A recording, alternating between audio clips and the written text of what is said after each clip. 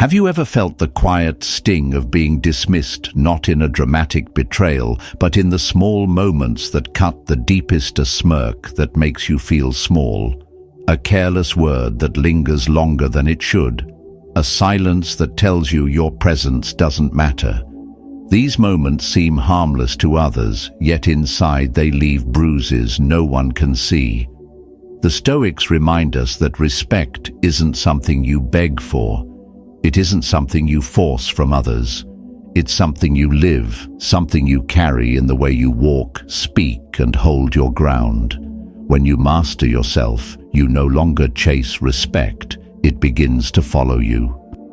But here's the real challenge. How do you stand firm without anger? How do you protect your dignity without falling into endless battles of ego? And how do you rebuild your strength so that disrespect, whether subtle or open, can never shake you again?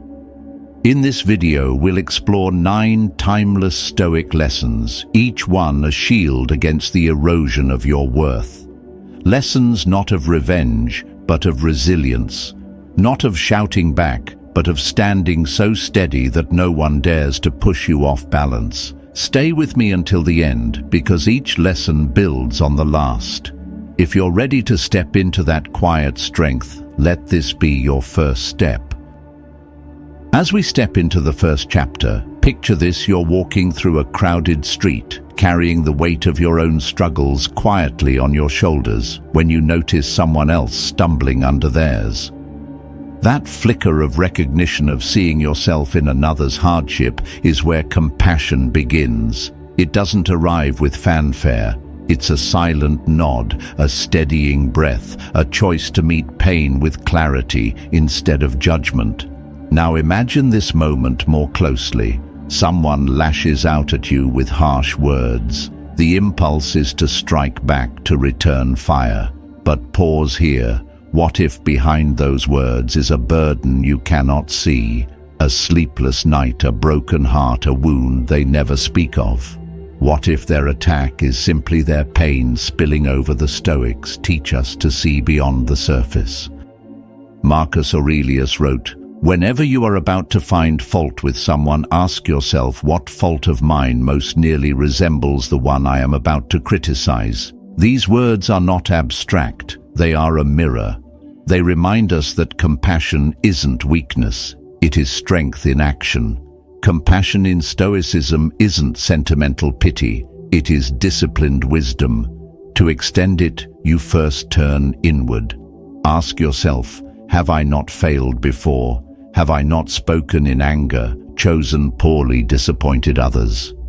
When you can face your own flaws without collapsing into shame, you create space to face the flaws of others without condemnation.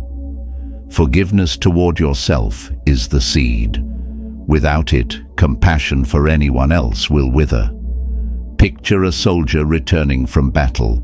His armor is dented, his shield cracked, his body scarred. Yet instead of resenting these marks, he accepts them as proof of endurance. This is how we must accept our own failings, not as excuses, but as evidence of where we have fought and where we must still grow. The Stoic doesn't deny imperfection. He embraces it as material for strength. And in that embrace, the door to compassion swings wide. But compassion isn't confined to thoughts or silent meditations. It breathes through action, a word of encouragement to a friend who feels invisible, a calm presence when tempers flare, the gift of listening, not to reply, not to win, but simply to understand. These are not grand gestures carved in stone. They are small ripples that touch unseen shores. Seneca once reminded us that wherever there is a human being, there is an opportunity for kindness. He didn't say whenever there is a deserving person. He said wherever there is a human being. That is the challenge. That is the call. Let me tell you a story. Years ago, I worked alongside someone who seemed determined to undermine me at every turn. His remarks were sharp, his tone dismissive, his intent clear. At first I fought back, tried to defend myself point by point. But nothing changed except that I grew weary, bitter, hollowed out by conflict. One evening, sitting alone, I remembered Marcus's words about examining one's own faults. I asked myself, what is in him that I also carry? I saw my own hunger for approval, my own fear of being overlooked. In his struggle, I recognized my reflection. The next day, instead of arguing, I asked him about his work, genuinely listened and gave credit where it was due. Slowly, something shifted. He softened. Respect replaced rivalry. Compassion had broken a cycle that anger could never touch. This is the paradox. Compassion disarms even when it seems powerless. It diffuses conflict not by force but by presence. It steadies without noise. It grounds without display. And in doing so, it commands respect more powerfully than pride ever could. A person who embodies compassion enters a room without demanding attention, yet leaves with everyone remembering the calm they carried. But make no mistake, compassion does not mean surrendering boundaries. It does not mean excusing cruelty or tolerating abuse. True compassion is clarity.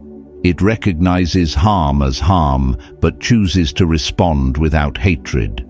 It is not the softness of a reed bending in the wind, but the firmness of a tree that bends without breaking. Compassion without boundaries becomes enabling. Compassion with wisdom becomes transformative. Consider the image of holding a burning coal. Resentment is that coal clutched tightly in your fist, scorching only you. Forgiveness, the deepest form of compassion, is the act of releasing it. You don't release it because the one who hurt you deserves peace. You release it because you deserve freedom. The Stoics saw forgiveness not as a gift to others, but as liberation for oneself. Epictetus said, "It is not what happens to you, but how you react to it that matters." To let go of resentment is to reclaim control of your inner life. That is real strength. Let me paint another scene. A mother holds onto anger toward her estranged son. Years pass. The anger carves lines in her face, weighs down her heart, keeps her awake at night. But one day, exhausted, she chooses to let it go. She writes a letter, not of blame, not of accusation, but of simple acknowledgement. "I release you," she writes, "and I release myself." In that act, her heart lightens. The relationship may never heal, but she has healed. This is the power of compassion. It creates peace even in places where reconciliation is impossible. Compassion also strengthens our resilience in a world that often feels harsh. When you cultivate it, insults lose their sting. Offenses shrink in significance. You begin to see that disrespect is more a reflection of the one who gives it than the one who receives it. And this shift changes everything. Instead of being dragged into every skirmish of ego, you stand steady. You realize that compassion is not passive. It is a shield, a silent armor. It keeps you unshakable. Ask yourself, have you ever noticed how your own attitude shapes the responses of others? When you walk into a room with suspicion, you often find hostility. When you walk in with openness, you discover allies you never expected. Compassion has this ripple effect. It transforms not only how others see you, but how they see themselves in your presence. That is why a person who embodies compassion commands respect without ever demanding it. From here, reflect on what compassion looks like in your life. Is it patience when your colleague falters? Is it restraint when your child tests your limits? Is it dignity when a stranger disrespects you? Each act may seem small, but together they form the foundation of a character that cannot be shaken. Compassion is not about being liked. It is about being whole. It is about choosing to carry yourself with strength, rooted in understanding, not in judgment. This is where the lesson sharpens. Compassion is not just a virtue, it is a force. It reshapes relationships, mends what is frayed, and often it silences hostility without a word. A compassionate heart does not announce itself, yet its presence is undeniable. It draws respect as naturally as a flame draws light. And so we close this first chapter with a reminder: compassion does not make you fragile. It makes you formidable. It is the quiet courage to understand instead of condemn, to release instead of grip, to act with dignity when others act without it. Carry this with you and notice how the world begins to shift in response. For in a culture that often mistakes cruelty for strength, true compassion will make you stand out steady, calm, unshakable. Now, with compassion as our foundation, let us advance to the next lesson where the journey deepens and strength takes on new forms. Moving into the second chapter, imagine standing before a crowd, your heart steady, your breath calm, and every eye fixed on you, not because you shout, but because your words carry weight. In that moment you realize words are not simply sounds drifting into air. They are decisions, weapons, bridges, or keys. Every syllable has the power to either build a foundation of respect or crumble it beneath your feet. Now ask yourself this: how many conflicts in your life were born not from actions, but from words spoken without thought?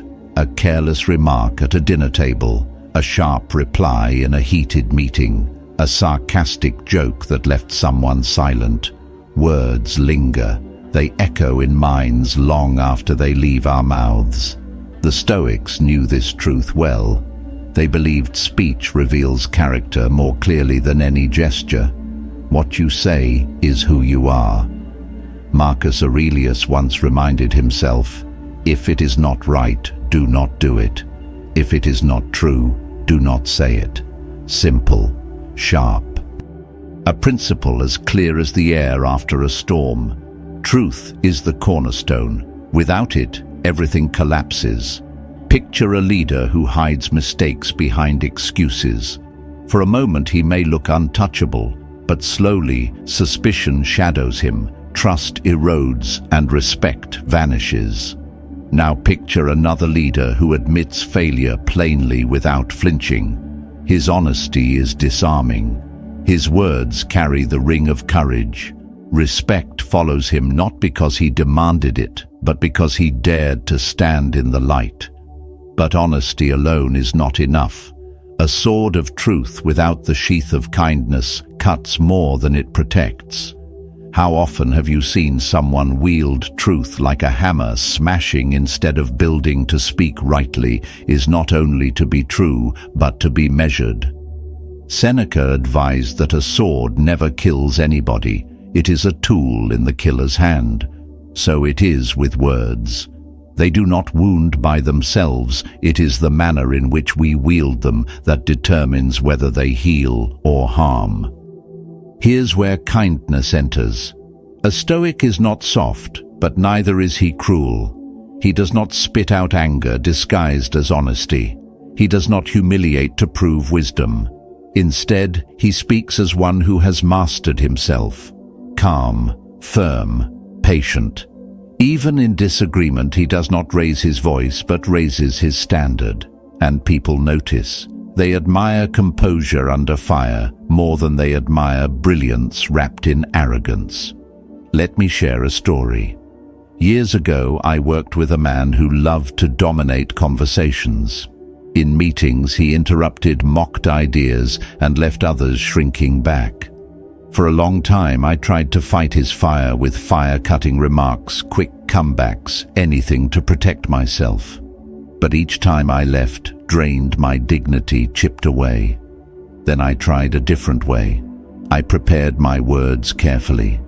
When he interrupted, I paused, not with silence of defeat, but with silence that made him wait. Then I spoke with calm certainty, never raising my tone, never apologizing for my presence. Slowly, the dynamic shifted. The more disciplined my words became, the less power his chaos held. That is when I learned the right word spoken at the right time is stronger than 100 shouts. Words, when aligned with purpose, become more than sounds. They become tools of influence.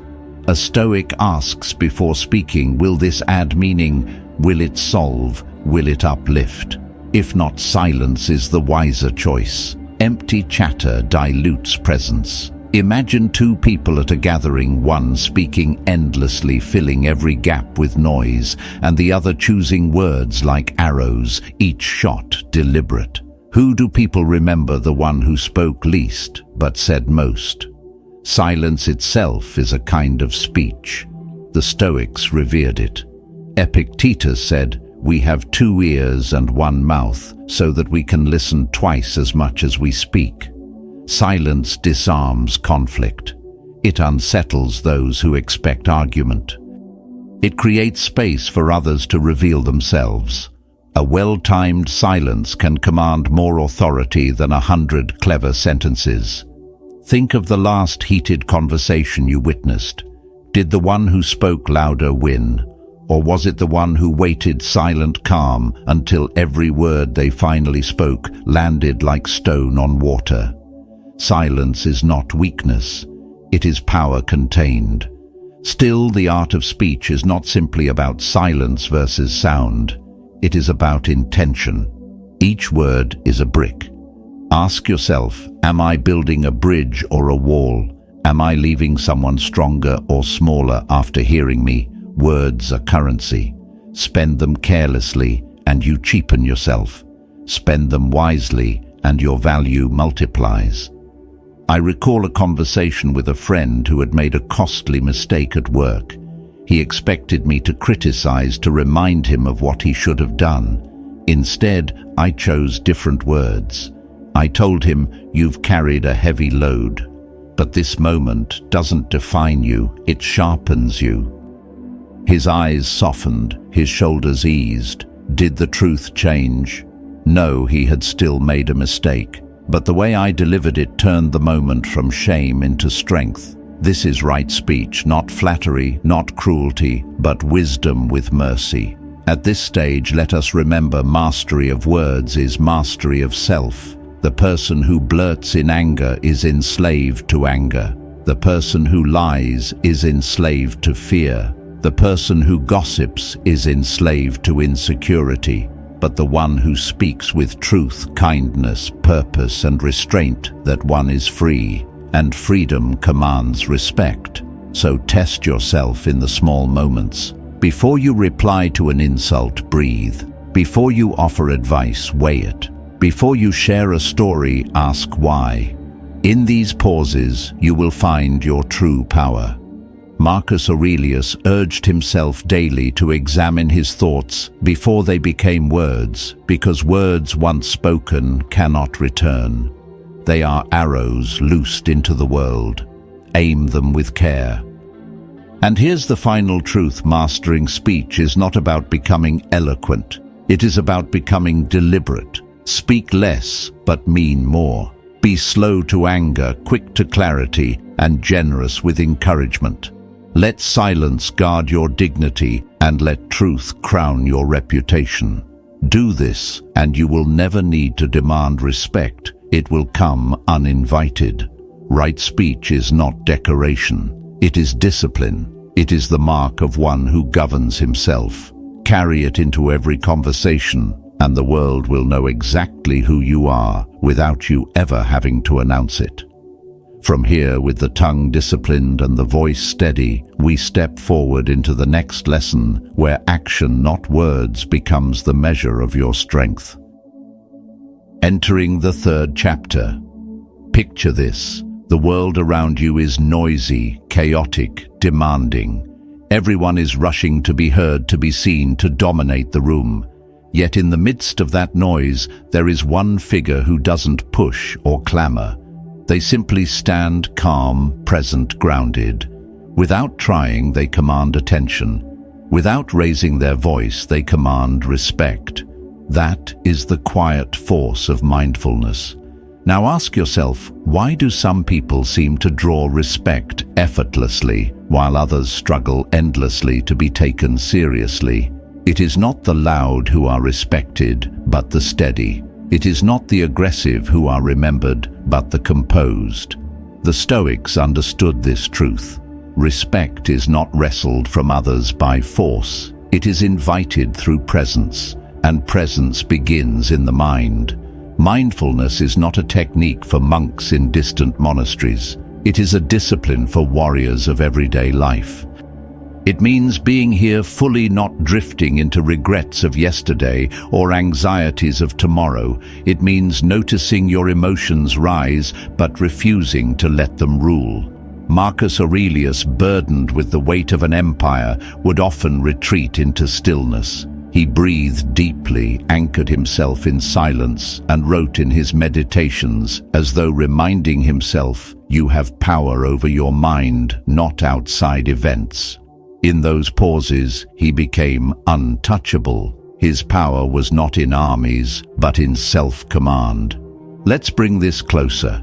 Imagine yourself sitting quietly alone, no distractions. Your breath rises, falls. Thoughts come like clouds, some heavy with storm, others light as summer air. You watch them, but you do not chase them. You let them pass. In that practice, you discover something profound. Your thoughts are not you. Your emotions are not your chains. You are the one who watches. You are the one who chooses. And in that realization lies your freedom. But the true test of mindfulness is not in solitude, it is in the fire of daily life. Consider this: you're in a meeting, and suddenly a colleague shifts blame onto you for an error you did not cause. Your heart pounds, your chest tightens, anger surges like a wave ready to crash. This is the moment where many fall. They lash out, they defend with sharpness, they lose the respect they try so hard to gain. But mindfulness whispers a different path.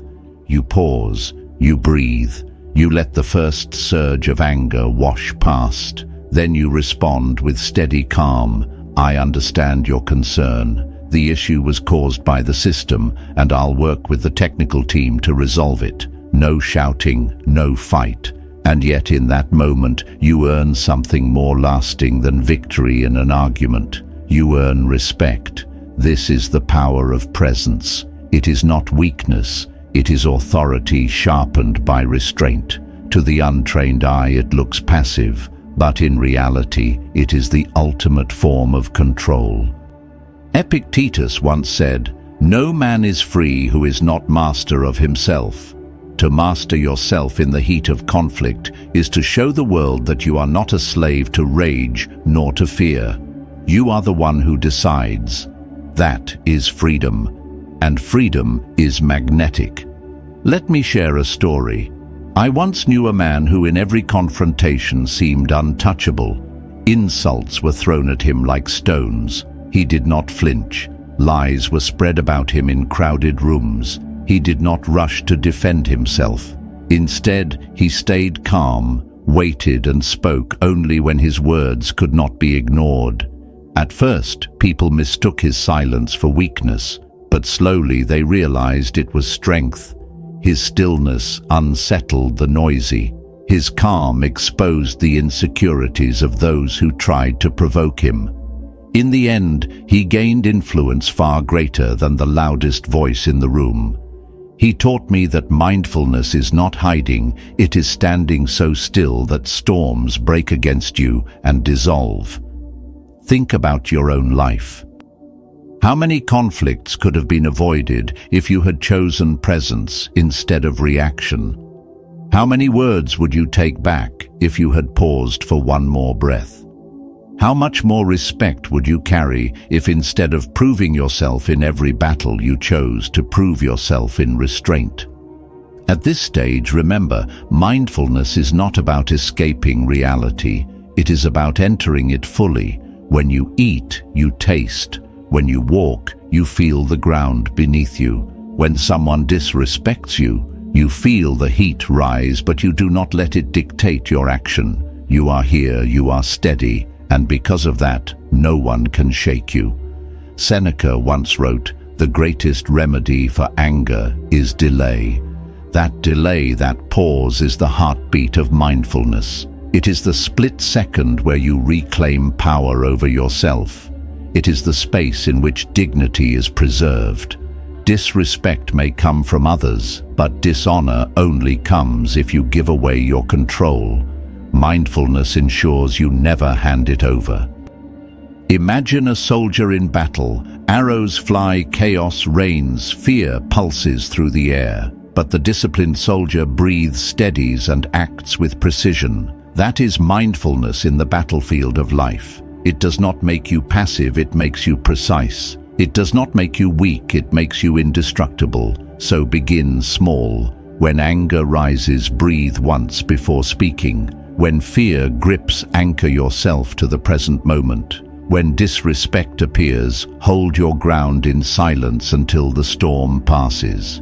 Each act of presence builds a fortress within, and over time you will discover that you no longer chase respect. You embody it. Mindfulness then is not simply practice, it is a way of being. It is presence that radiates strength without effort.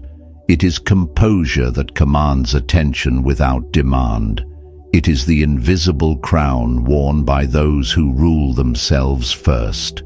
Master it, and you will find that respect is not something you beg for, it is something you naturally attract. And from here, with presence as our anchor, we move forward into the next lesson, where discipline of action will shape the respect we carry into every corner of life. At this stage, imagine carrying a heavy stone in your hands every single day.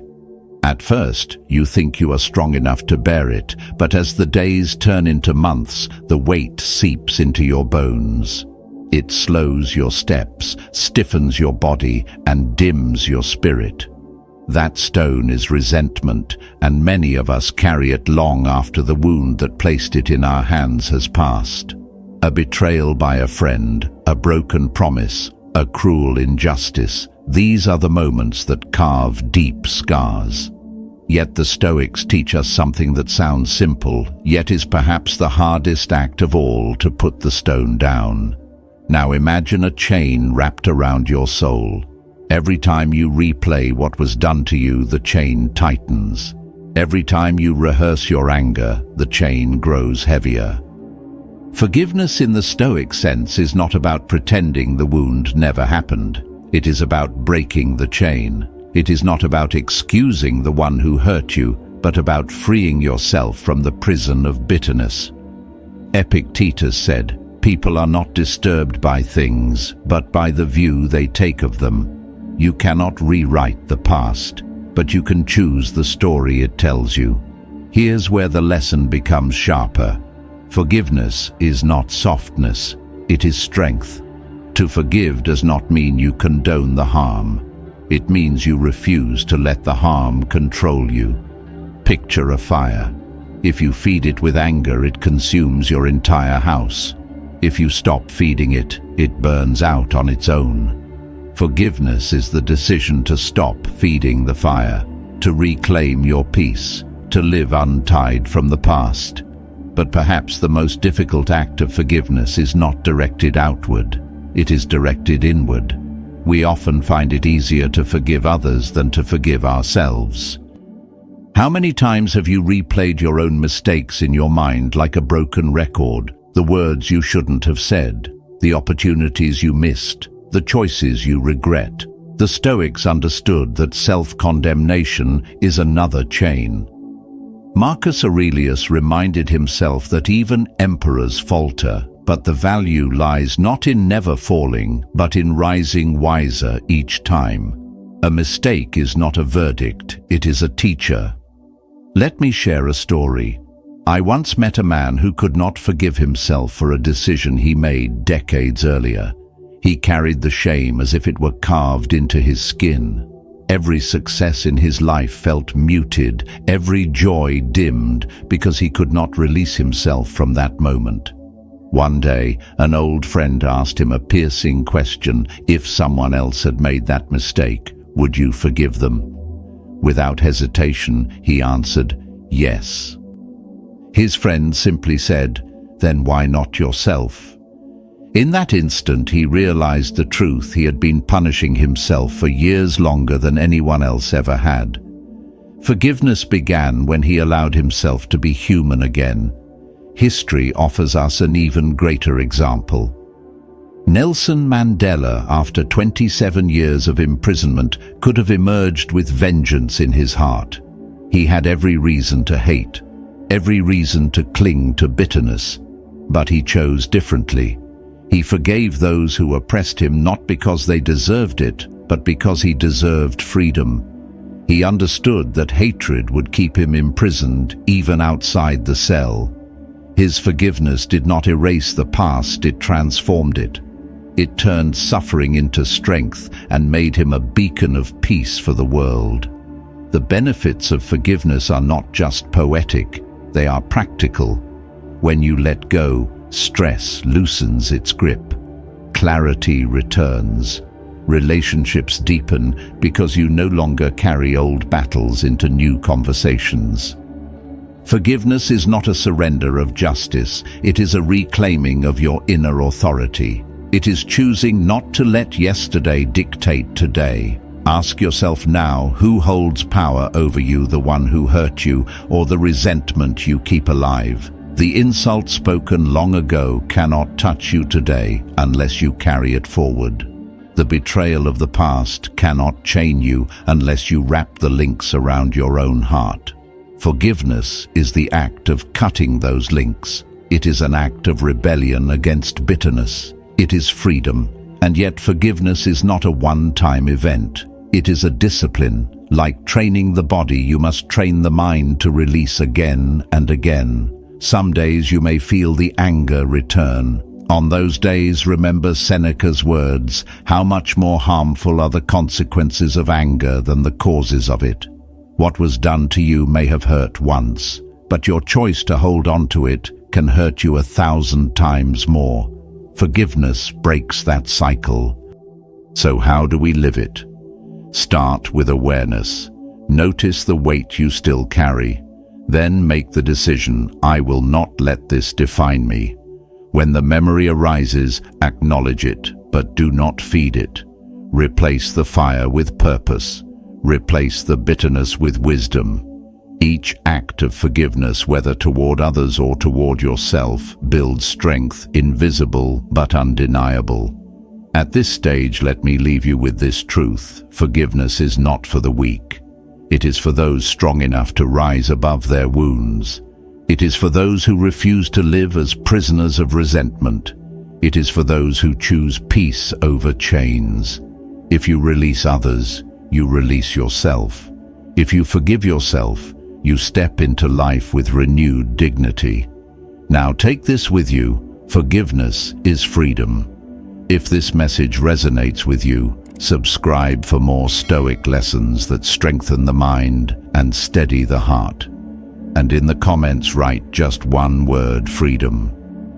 Let it be your declaration that you choose release over resentment.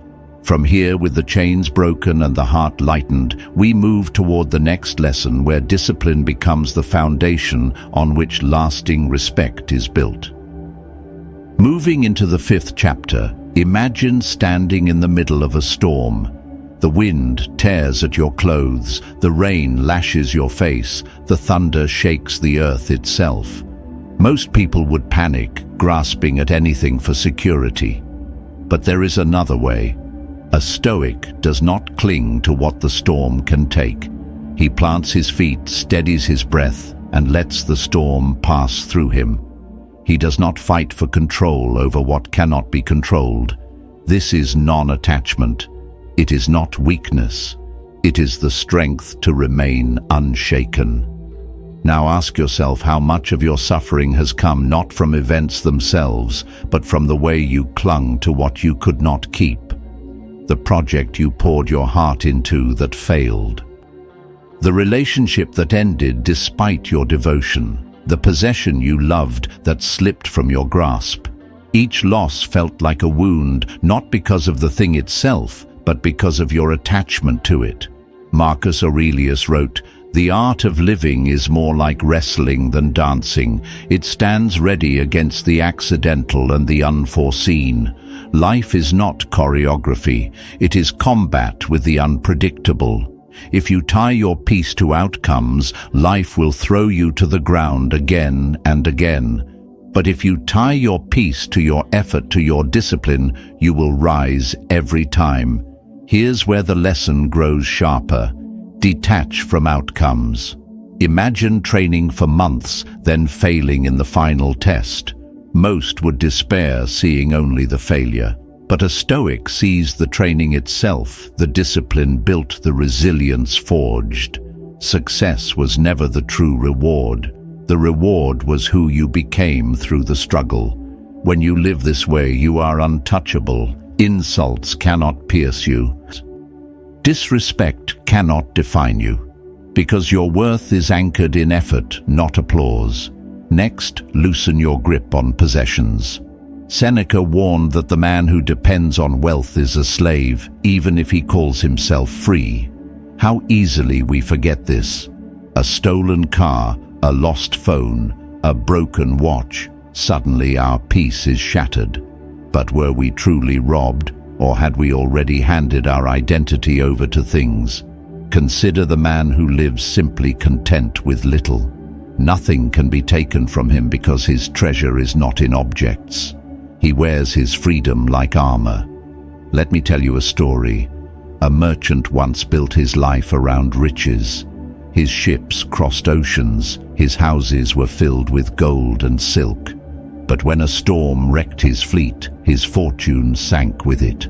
He collapsed ruined because his soul had been chained to what the sea could swallow. Contrast this with the philosopher Cleanthes, who lived with almost nothing yet declared himself rich because his wealth was in his character, in his clarity, in his peace. One man lost everything because his identity was attached to things. The other could never be robbed. Who was truly free? From here we move to the most subtle form of attachment, the hunger for approval. How many times have you bent your will to please others, hoping for their respect, fearing their judgment? But the Stoics remind us the moment you crave validation, you hand your power away. Epictetus said, "If you wish to improve, be content to be thought foolish and stupid." It sounds harsh, but it is freedom. Because the person who no longer fears looking foolish is unstoppable. Respect cannot be chased. It is drawn naturally to the one who walks with conviction. Picture this. A speaker steps onto a stage. One clings to every nod, every smile, trembling at the thought of disapproval. The other speaks with steady conviction, indifferent to the crowd's reaction. Who commands respect? Not the one begging for it, but the one who carries it already. Let go of approval and certainty radiates from you. Respect arrives uninvited. At this stage, contentment becomes the crown. The Stoics believed happiness is not found in towering achievements, but in the ability to appreciate the present moment. A simple meal savored, a morning walk, the warmth of conversation. These are treasures overlooked by those who cling to more. But the one who is grateful, who looks at what he already has and calls it enough, this one shines with quiet strength. People admire those who are not restless, who are not desperate. Contentment is power disguised as peace. Think of a ruler with every luxury at hand, yet reminding himself daily to live simply. True power is contentment, not conquest. He understood that empires crumble, wealth fades, and applause dies out. But a man at peace with himself endures. Non-attachment then is not indifference. It is not coldness. It is engagement with life in its fullness, without being enslaved by it. The Stoic still works hard, still loves deeply, still strives greatly, but he does so with open hands. He gives his best, but he does not cling. He enjoys beauty, but he does not beg it to last. He loves people, but he does not try to chain them. This is ultimate control to walk through life free from its grasp. Ask yourself now, what would happen if you let go of one attachment today? What if you stopped clinging to success and instead focused on discipline? What if you stopped clutching possessions and instead valued character? What if you released the hunger for approval and trusted your own judgment? Would you not walk lighter, speak freer, live stronger? This is where the lesson lands. Non-attachment is not escape from life, it is mastery of it. The one who can let go is the one who cannot be broken. He cannot be disrespected because his value does not hang on what others give or take. He cannot be shaken because his roots are not in outcomes, things, or applause, but in his own unshakable spirit. From here, with attachments loosened and freedom reclaimed, we step into the next chapter, where another virtue waits to deepen the respect we command and the strength we carry. Advancing to the 6th chapter, picture a mountain standing tall against the sky. It does not need to announce its height. It does not shout its greatness. It simply is. And because it does not boast, all who see it feel its power more deeply. That is humility, the quiet force that needs no applause to prove its strength. Now think of those who enter a room puffed with pride, eager to dominate, desperate to be admired. Their arrogance may impress for a moment, but soon it exhausts. Pride is fragile. It crumbles under scrutiny, but humility endures. The Stoics knew that recognizing one's limits is not weakness, it is wisdom. Epictetus taught that the first step to learning is admitting that we do not know. The humble are never blind, for their eyes are open to growth. Let me tell you, this humility begins with the courage to face imperfection.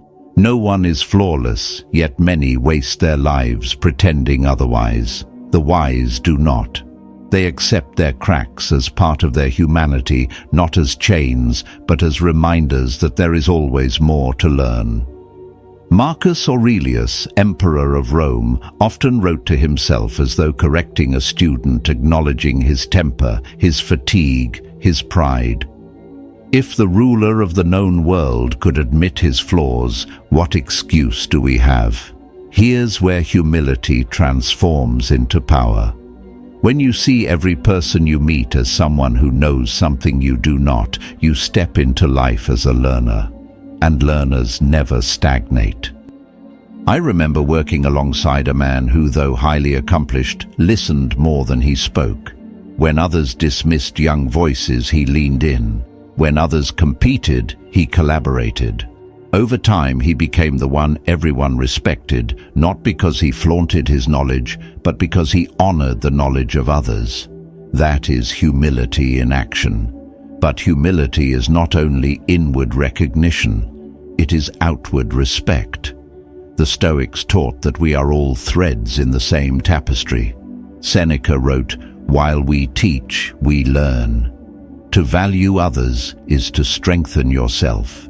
When you acknowledge a colleague's effort, when you recognize a friend's insight, when you honor the quiet contributions that often go unseen, you build bonds. And respect is born in that exchange. People who feel valued return value. Humility multiplies respect without effort. Consider the act of service.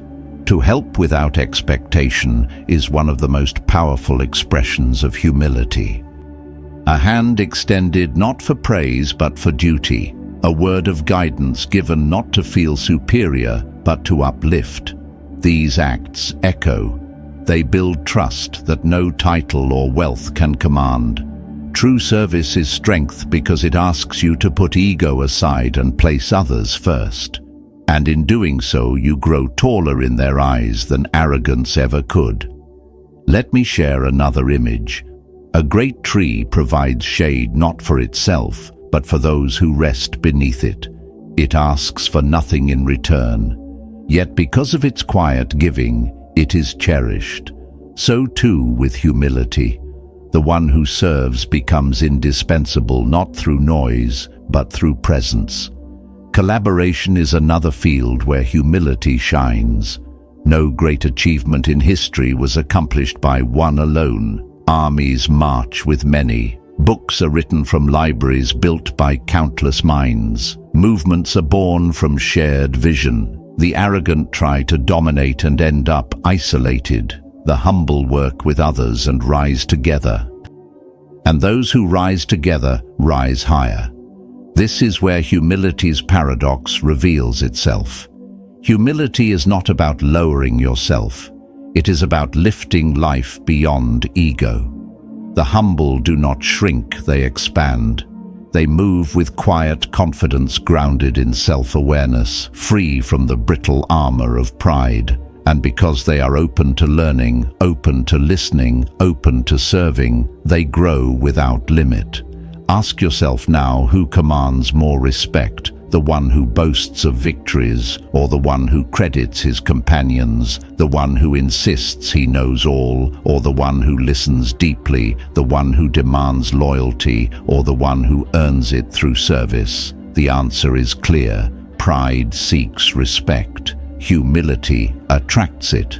At this stage, remember this truth: arrogance is loud but fragile. Humility is quiet but unbreakable. To embrace humility is to embrace growth, collaboration, and the strength of presence. You become unstoppable not because you proclaim yourself so, but because others see it in you.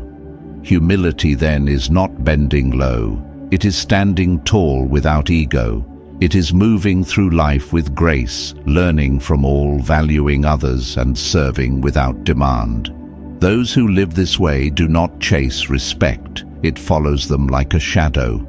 From here, with pride set aside and humility as our guide, we step into the next lesson, where resilience becomes the backbone of lasting strength. Entering the 7th chapter, imagine standing at the edge of a long road that winds through mountains and valleys. You cannot see the end. The air is heavy, your legs are tired, and the temptation to turn back whispers at every step. Yet you keep walking, one measured pace after another. This is the picture of patience, not glamorous, not celebrated, but the quiet endurance that outlasts storms. Here's where we uncover a truth. Most forget patience is not passive waiting. It is strength held steady. It is the refusal to let frustration rule you. In a world drunk on speed, where everything must be instant, patience has become rare, and what is rare becomes valuable. The Stoics understood this. They lived in a world of wars, betrayals, and shifting fortunes. They could not command time, but they could command themselves. Seneca once wrote, "Difficulties strengthen the mind as labor does the body."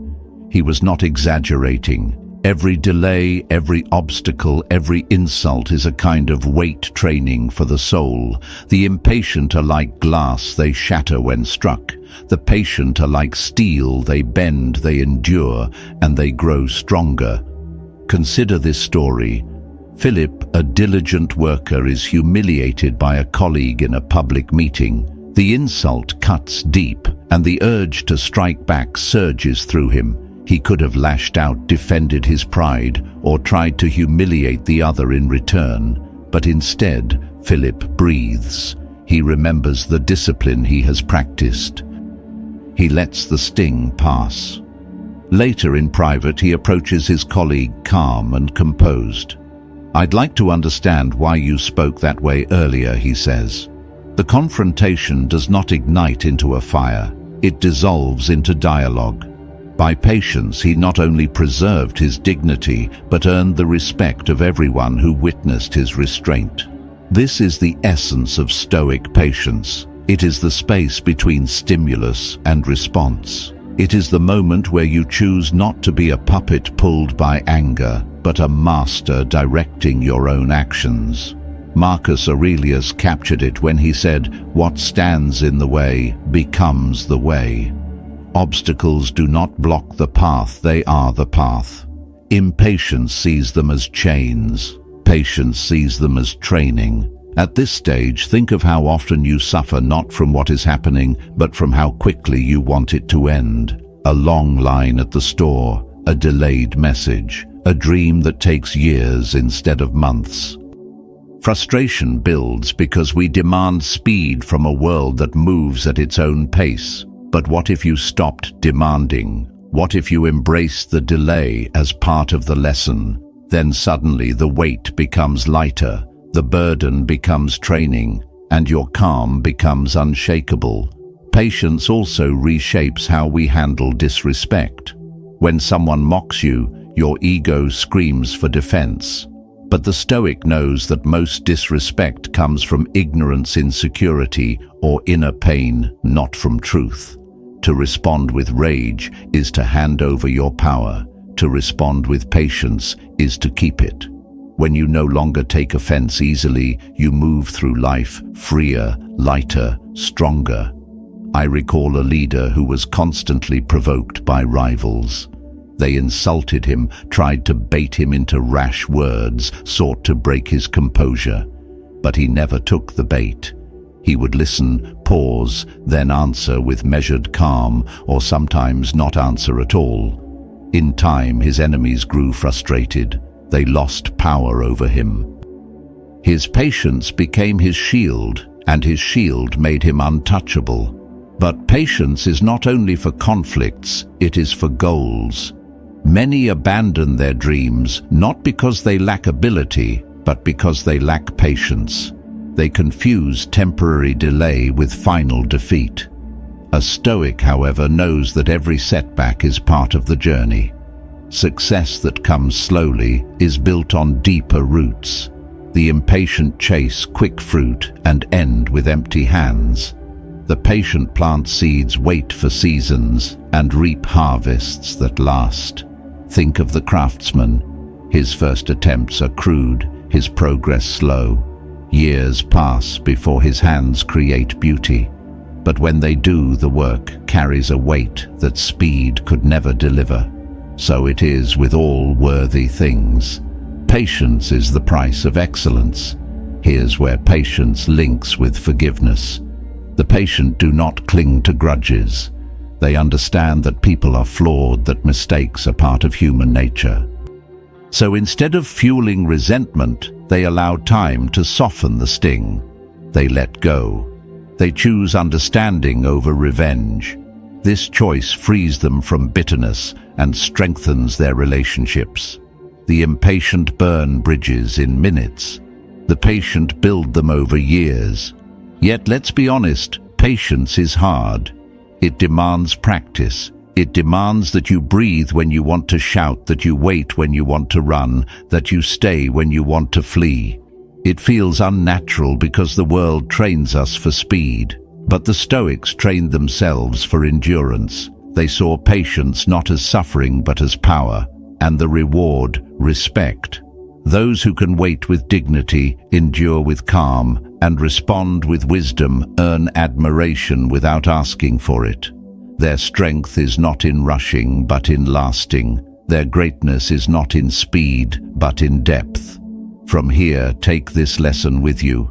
Impatience is slavery to time, but patience is mastery of it. Practice it daily in small delays, in great struggles, in the face of disrespect.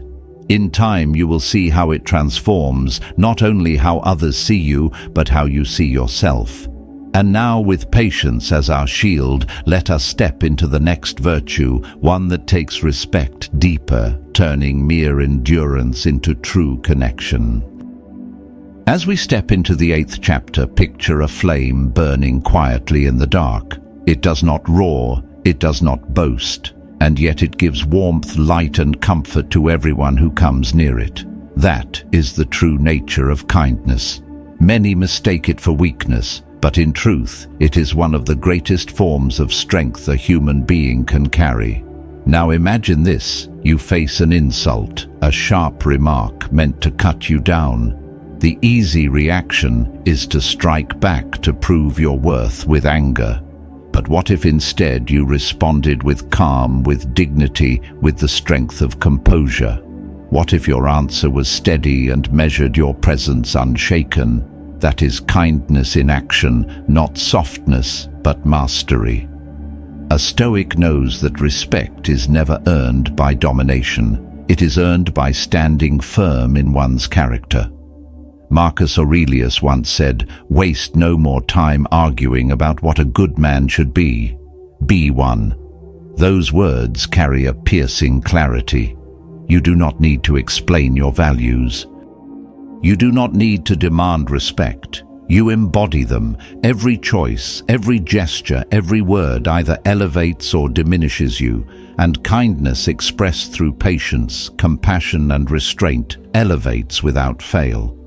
Think of the small things: a compliment offered sincerely, a moment of patience when someone falters, the willingness to listen without judgment. These acts are not grand speeches, yet they change everything. They dissolve tension. They build trust. They remind both you and those around you that strength is not always loud. Strength can be gentle, and that gentleness commands respect, more enduring than any threat. Here's where the lesson turns inward. True kindness is not only how you treat others, it is also how you treat yourself. Many people forgive quickly when a friend makes a mistake, yet they crush themselves for their own failures. They replay errors, endlessly burdened with guilt and self-criticism. But the Stoics remind us this serves no purpose. The past cannot be undone, it can only be learned from. To carry regret endlessly is to wound yourself twice. Seneca warned against this habit, urging us to accept our flaws, take the lesson, and move forward. Self-kindness is not indulgence, it is respect for your own humanity. Consider a leader in a workplace. Two employees make the same mistake. One is met with harsh words, humiliation, and coldness. The other is corrected firmly, but with understanding. Which one grows? Which one works harder, respects more, and becomes stronger? It is the second. Kindness paired with wisdom creates loyalty. It inspires excellence. It does not excuse failure, but it gives space for transformation. The cruel leader may win obedience, but the kind leader wins respect. But kindness is not to be confused with weakness. It does not mean tolerating injustice or allowing yourself to be used. A Stoic practices kindness with boundaries. When disrespected, he does not lash out, nor does he bow down. He responds with grace, with firm clarity, with unshaken self-assurance. To say no with calm dignity is also kindness, because it honors your own worth as much as it honors the truth. A person who is kind yet resolute, gentle yet firm, cannot be disrespected. Their very presence teaches others how to treat them. Let me give you an image. Think of water. It is soft to the touch, it yields to every shape, and yet it carves valleys, wears down stone, and sustains life itself. Kindness is like water. It bends, but it is never broken. It yields, but it cannot be conquered. It moves quietly, but its impact is eternal. At this stage, consider how kindness sets a standard. When you treat others with dignity, you show them how you expect to be treated in return. You create an environment where respect flows naturally, not because you demanded it, but because you modeled it. People mirror what they receive. A heart that radiates kindness often awakens kindness in others. And even when it does not, your strength remains untarnished. Here's the deeper truth. Kindness changes not only how others see you, but who you are. It makes you more patient in conflict, more resilient in hardship, more centered in chaos. It strips you of the need to constantly defend yourself, because your character speaks louder than your words. A kind person is not easily shaken because they know who they are. They do not need validation. They do not need dominance. They carry their power quietly, and the world cannot ignore it. I recall a teacher who embodied this. He never raised his voice, never humiliated his students, even when they failed him. Instead, he corrected with calmness, encouraged with sincerity, and treated even the most difficult student with dignity. Years later, those students remembered him not for his authority, but for his kindness. They worked harder not out of fear, but out of respect. That is the kind of influence that lasts beyond years, beyond words. So here we arrive at the heart of the lesson. Kindness is not weakness. It is unshakable power. It is the choice to uplift instead of crush, to steady instead of inflame, to embody character instead of chasing approval. It does not mean you allow disrespect. It means you rise above it. And in rising, you teach others that strength is not in cruelty, but in calmness. Kindness, then, is the flame in the dark. It lights the way for others, but it also keeps you warm. It changes how others see you, but more importantly, it changes who you are. When you embody this virtue, respect follows naturally, without effort, without demand. From here, with kindness as our guide, we move into the final Stoic lesson, the one that ties every virtue together and ensures that no one will ever diminish your worth again. Entering the 9th chapter, imagine waking up one morning with nothing more than the breath in your lungs and the ground beneath your feet. No wealth, no applause, no promises of tomorrow. Would you despair? Or would you notice, perhaps for the first time, that being alive itself is already a gift? This is where gratitude begins, not in abundance, but in awareness. Here's where the Stoics showed us a deeper truth. Gratitude is not a fleeting feeling when life happens to be kind. It is a discipline, a way of seeing that transforms both our inner world and the way others see us. A grateful heart cannot be shaken by disrespect because it no longer seeks validation from outside. Its foundation is within. Marcus Aurelius wrote, "You have lived your life. Now take what's left and live it properly." These words cut straight to the heart. Stop staring at what slipped through your fingers. Stop wishing for what never came. Look at what remains in your hands. Look at the time still yours to shape. Gratitude is not blind to hardship. It simply refuses to make hardship the whole story. Imagine yourself at the end of a difficult day. The project failed, the argument stung, the burden felt heavy. And yet when you sit down with pen and paper and write 3 things, you are thankful for the warmth of sunlight, a friend who checked in the lesson carved from struggle, you begin to see differently. The journal is not decoration, it is training for the mind. Each line shifts your focus from what is lacking to what is present. Each entry strengthens the habit of seeing value where others see emptiness. Let me tell you a story. A soldier once returned from war with little to his name, his body scarred, his fortune gone. Many would have drowned in bitterness, but each morning he rose and wrote in a small notebook one thing he still had: I breathe. I can walk. I still have courage. Over time, these words carried him.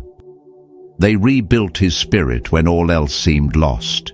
He did not gain gratitude after his wounds healed. His gratitude healed the wounds of his spirit first. Gratitude is not only inward, it must be expressed. Think of the last time someone thanked you sincerely. Just 2 words, thank you, yet they shifted something inside you. Respect grew, connection deepened. The Stoics understood this. Even in conflict, acknowledgement can transform hostility. Imagine a workplace debate, tense and sharp. In the middle of it, one person says, "I appreciate the effort you've put in, even if I see things differently." The room changes. The edge softens. Disrespect loses its hold. Gratitude is not weakness. It is disarming power. At this stage, let us widen the lens. Gratitude is also how we live with the world itself, to consume only what is needed, to value experiences more than possessions, to see wealth not in accumulation but in appreciation. Seneca advised that true wealth lies in learning to be content with little. When you live this way, no one can control you with loss or status. A grateful person cannot be manipulated because their treasure cannot be stolen. It is not stored in gold, but in the way they see. Consider the trap of comparison. Many destroy their peace by measuring their lives against others. They resent what they lack, blind to what they hold. Gratitude breaks that cycle. It teaches you that you already have enough to live well. And from that contentment, you radiate a quiet confidence. People notice. They respect the one who does not envy, the one who walks with calm dignity, the one who is not restless but rooted. Let's return to an image. A tree in autumn sheds its leaves. To some it looks barren, stripped. To the wise it is beautiful because it stands grateful for what remains: the trunk, the branches, the strength within. Life will strip us too, but gratitude turns loss into clarity. It teaches us to cherish the essentials, to honor the roots, to recognize that even when stripped, we still stand. Here's the paradox. Gratitude gives you more power, not less. It disarms the sting of insult because you know your worth is not defined by another's words. It softens hardship because you can see what remains alongside what was lost. It strengthens bonds because people are drawn to those who uplift rather than complain. Gratitude turns the common into treasure and turns wounds into wisdom. I recall a friend who, after losing his job, said to me, "I thought I lost everything. But now I see I gained time with my family, clarity about my path, and strength I never knew I had." His gratitude did not erase the struggle, but it reshaped it. He stood taller, not smaller, because of it. In gratitude there is peace, and in peace there is strength. When you walk with gratitude, you carry yourself differently. Your eyes soften, your tone steadies your presence, commands quiet respect. Not because you demanded it, but because you embody a freedom the world admires.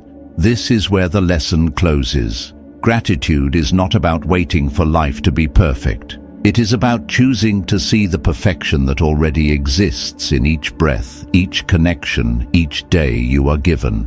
And when you live this way, disrespect loses its grip. You no longer chase respect. It follows naturally like a shadow cast by light. From here, with gratitude anchoring our steps, we gather all the Stoic lessons together, each one a thread in the fabric of a life no one can diminish, no one can control, no one can disrespect. You have just journeyed through 9 timeless Stoic lessons, each one a guiding light on the path to strength, dignity, and quiet confidence. These lessons are not abstract ideas meant to be admired from a distance. They are disciplines you can live, practices you can embody, choices you can make each day. They do not demand respect from others. They shape you into someone who naturally receives it. Think of the ground we have walked together. Compassion teaches you to look beyond anger and meet others with understanding. Right speech reminds you that words are not decoration, but power that every sentence can build or break. Mindfulness steadies you when chaos surrounds you, anchoring your mind so you do not lose yourself to storms.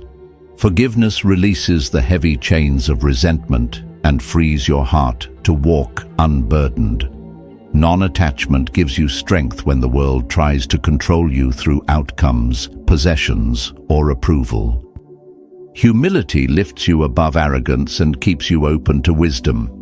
Patience transforms obstacles into teachers, turning frustration into resilience. Kindness shows that true power can be calm, gentle, and steady without ever being weak.